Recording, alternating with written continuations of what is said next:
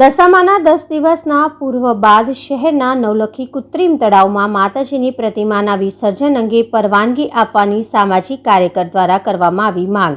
સંસ્કારી નગરી ગણાતી વડોદરા નગરી ધાર્મિક નગરી તરીકે પણ ઓળખવામાં આવે છે। અહીંયા ઘણા રાજ્યોના લોકો વસે છે અને દૂધમાં સાકર ભળી જાય તેમ લોકો એકબીજા સાથે પોતાના ધાર્મિક તહેવારો, ઉત્સવો, પર્વની ઉજવણી હળીમળીને કરતા હોય છે। હવે આગામી તારીખ 4 ઓગસ્ટથી અમાસ ને દશામાના વ્રતનો પ્રારંભ થાય છે।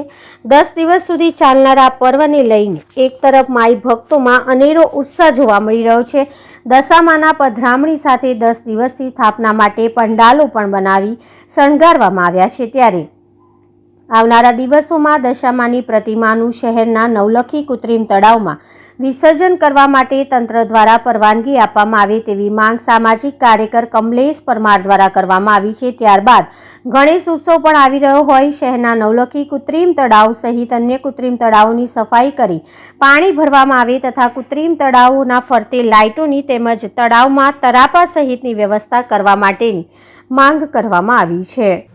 વડોદરા શહેરમાં આવેલ જે નવલખી ગ્રાઉન્ડની અંદર કૃત્રિમ તળાવ જે લાખોના ખર્ચે બનાવવામાં આવે છે। હર વર્ષે અહીંયા આગળ ગણપતિનું વિસર્જન થતું હોય છે, પરંતુ આ વર્ષે જે કહેવાય છે કે દશામાની પ્રતિમા પણ આ જ કૃત્રિમ તળાવની અંદર વિસર્જન માટેની પરમિશન આપવામાં આવે, કારણ કે વડોદરા શહેરની અંદર જે કૃત્રિમ તળાવો છે ઘણી વખતે કૃત્રિમ તળાવો પણ જે કહેવાય છે કે મૂર્તિઓ ઉપર જોવા મળતી હોય છે અને ઘણા લોકો જે કહેવાય છે કે મૂર્તિઓને બહાર મૂકીને જતા હોય છે। ત્યારે ખાસ કરીને હિન્દુની લાગણી દુભાતી હોય આ રીતનું કામ થતું હોય તો ખાસ કરીને વડોદરા શહેરના મેયરશ્રી, કમિશનરશ્રી, ચેરમેનશ્રી દ્વારા આદેશ કરવામાં આવે, જાહેરનામું બહાર પાડવામાં આવે, જેથી કરીને કૃત્રિમ તળાવની અંદર દશામાની પ્રતિમાનું વિસર્જન કરવામાં આવે।